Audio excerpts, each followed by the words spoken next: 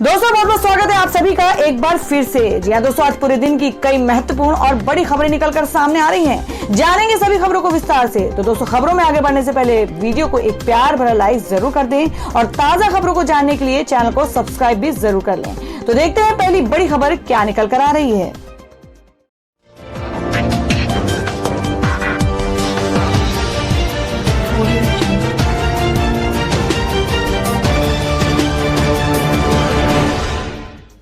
दोस्तों, आज की पहली बड़ी खबर बताते हैं जो कि आम आदमी के लिए एक बड़ी खबर है कि 100 रुपए किलोग्राम के पार पहुंचने वाले हैं प्याज के दाम। जानिए क्यों।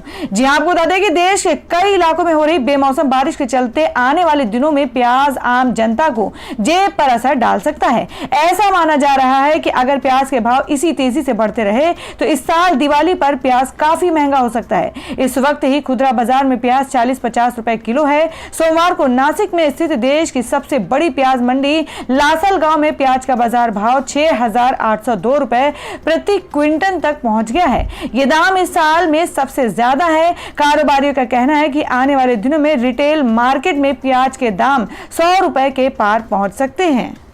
और दोस्तों, मैं अगली खबर बताते हैं जो कि व्हाट्सएप यूजर्स के लिए अच्छी खबर है कि लैपटॉप कंप्यूटर से भी कर पाएंगे वीडियो और वॉइस कॉल। जी हां, आपको बता दें कि फेसबुक के इंस्टेंट मैसेजिंग ऐप व्हाट्सएप में जल्द एक और फीचर जुड़ने वाला है। व्हाट्सएप वेब जल्द ही वॉइस और वीडियो कॉल के एडवांस फीचर से लैस किया जाएगा। ऑफिस की मीटिंग करने के लिए अभी तक गूगल मीट और जूम जैसे वीडियो पर वॉइस कॉल ऐप का सहारा लिया जा रहा है। ऐसे में व्हाट्सएप में भी इस फीचर्स के आने के बाद इसके यूजर्स की संख्या को बढ़ोतरी होने की उम्मीद है। आपको बता दें कि कुछ रिपोर्ट के मुताबिक ये फीचर्स हाल में व्हाट्सएप वेब के वर्जन 2.2043.7 में वेब क्लाइंट को किए गए एक अपडेट में मिला था। रिपोर्ट में कहा गया है कि वर्तमान में कंपनी इस सुविधा को विकसित करने पर विचार कर रही है। बहुत जल्द व्हाट्सएप वेब यूजर्स को यह सुविधा उपलब्ध कराए जाने की योजना पर काम किया जा रहा है। और वहीं अगली खबर में आपको बता दें कि सब्जी और खाद्य पदार्थों के बढ़ते दाम को लेकर पीयूष गोयल एक्शन में और दिए हैं ये निर्देश। जी हां, बात करें कि त्योहारी मौसम में खाद्य पदार्थों के दाम को स्थिर और काबू में रखने के लिए मोदी सरकार एक्टिव हो गई है। मंगलवार को केंद्रीय मंत्री पीयूष गोयल ने इससे संबंधित विभागों के अधिकारियों के साथ बैठक की। बता दें कि रामविलास पासवान के निधन के बाद हाल ही में खाद्य एवं आपूर्ति मंत्रालय का जिम्मा पीयूष गोयल को मिला है। मंगलवार को गोयल ने वीडियो कॉन्फ्रेंसिंग के जरिए उपभोक्ता मामले विभाग के वरिष्ठ अधिकारियों के साथ समीक्षा बैठक की और इस बैठक में उपभोक्ताओं के संरक्षण के लिए किए जा रहे उपायों के साथ साथ मूल्यों में स्थिरता और गुणवत्ता में सुधार लाने से संबंधित विषयों पर चर्चा की गई।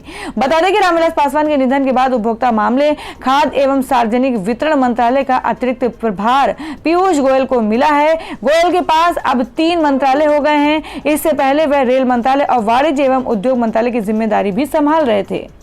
और अब आपको बता दें कि अंडा खाने वालों को लगा है झटका। नवरात्र में भी नहीं हुआ सस्ता। जाने ये वजह। जी हां, बात करें कि अंडा कारोबारियों की माने तो नवरात्र, दशहरा और दिवाली के दौरान धार्मिक श्रद्धा के चलते अंडे का कारोबार 12 से 15 दिन तक के लिए मंदा हो जाता है।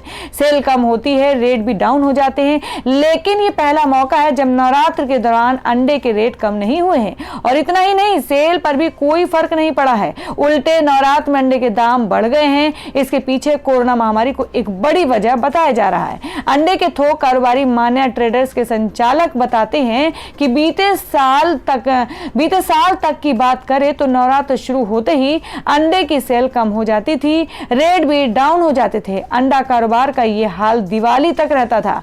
अगर पिछले साल नवरात्र के दौरान की बात करें तो 30 अंडे की एक क्रेट थोक में 135 रुपए की बिक्री थी, जबकि नवरात्र से पहले की रेट 140 से 145 रुपए तक के थे। लेकिन नवरात्र में इस बार का बाजार देखें तो काफी चौंकाने वाला है।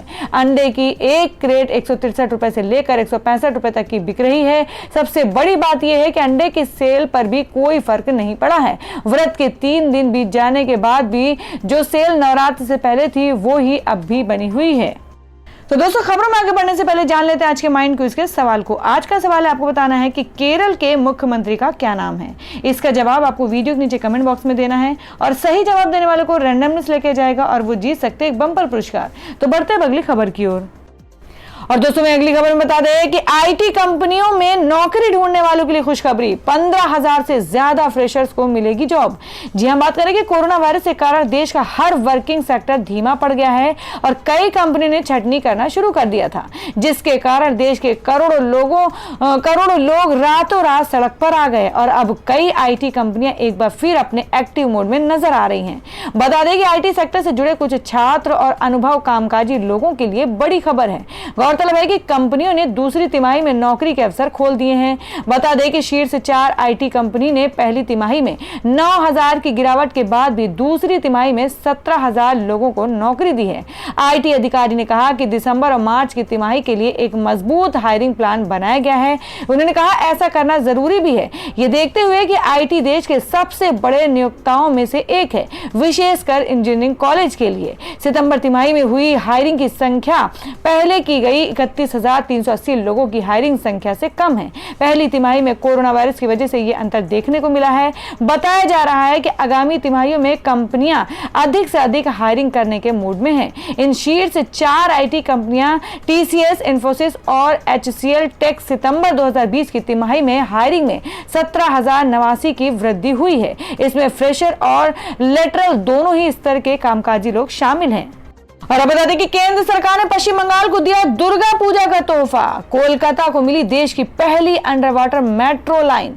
जी हां, बात करें कि केंद्र सरकार ने कोलकाता में विश्व स्तरीय सुविधाओं वाला फूल बागान मेट्रो स्टेशन आम लोगों के लिए खोलकर दुर्गा पूजा का तोहफा दिया है।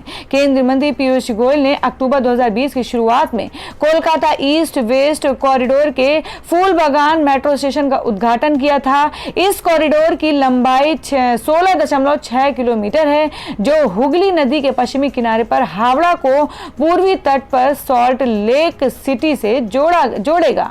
Phoolbagh east west metro corridor पर शुरू हुआ पहला अंडरग्राउंड स्टेशन है। इस कॉरिडोर पर मेट्रो ट्रेन जमीन, एलिवेटेड ट्रैक्स और हुगली नदी में अंडर वाटर टनल से होकर गुजरेगी। कोलकाता मेट्रो में नॉर्थ साइड मेन लाइन का एमजी रोड मेट्रो स्टेशन आखिरी अंडरग्राउंड स्टेशन था, जो सितंबर 1955 में शुरू हुआ था। इसके बाद सभी मेट्रो स्टेशन या तो जमीन पर हैं या एलिवेटेड हैं। पीयूष गोयल ने कहा कि फूल बागान स्टेशन पर मेट्रो सेवाओं की शुरुआत रेलवे की ओर से कोलकाता के लोगों के लिए दुर्गा पूजा का तोहफा है। और अब बता दें कि बदल चुके हैं रेलवे के ट्रेन टिकट बुकिंग नियम। सफर से पहले जानना है बेहद जरूरी।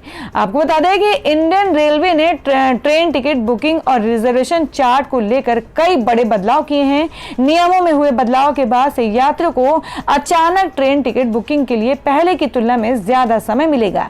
यानी अब ट्रेन के स्टेशन से निकलने से पहले यात्री 30 मिनट तक टिकट बुकिंग कर सकेंगे। आपको बता दें कि त्योहारी सीजन में बड़ी मांग को देखते हुए भारतीय रेलवे कल यानी 20 अक्टूबर 2020 से 392 स्टेशन ट्रेनें शुरू कर रहा है।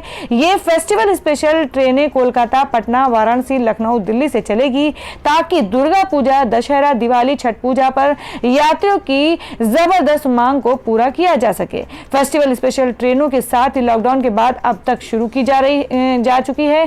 ट्रेनों के लिए आरपीएफ ने सख्त नियम जारी किए हैं।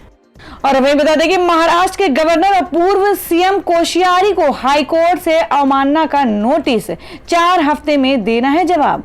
जी हां, आपको बता दें कि उत्तराखंड हाईकोर्ट ने महाराष्ट्र के राज्यपाल भगत सिंह कोश्यारी को बतौर पूर्व मुख्यमंत्री आवंटित आवास का बाजार मूल्य से किराया भुगतान करने संबंधी आदेश का पालन नहीं करने का आरोप लगाने वाली अवमानना याचिका पर नोटिस जारी किया है। हाईकोर्ट के जज शरद कुमार ने इस संबंध में याचिकाकर्ता के वकील द्वारा पेश की गई दलीलों को सुनने के बाद कोश्यारी के वकील के जरिए उन्हें ये नोटिस जारी किया। उन्होंने नोटिस का जवाब जारी करने के लिए 4 सप्ताह का समय दिया गया है।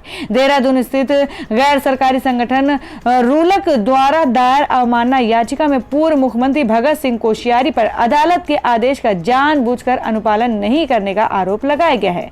3 मई 2019 को दिए गए आदेश में कोर्ट ने उन्हें 6 महीने के भीतर बतौर पूर्व मुख्यमंत्री आवंटित आवास का बाजार मूल्य पर किराए का भुगतान करने को कहा था। याचिका में कहा गया है कि कोश्यारी ने अभी तक राज्य सरकार को बाजार मूल्य पर अपने आवास का किराया नहीं जमा कराया है। इसके अलावा प्रतिवादी ने बिजली, पानी, पेट्रोल आदि के बिलों का भी भुगतान नहीं किया है।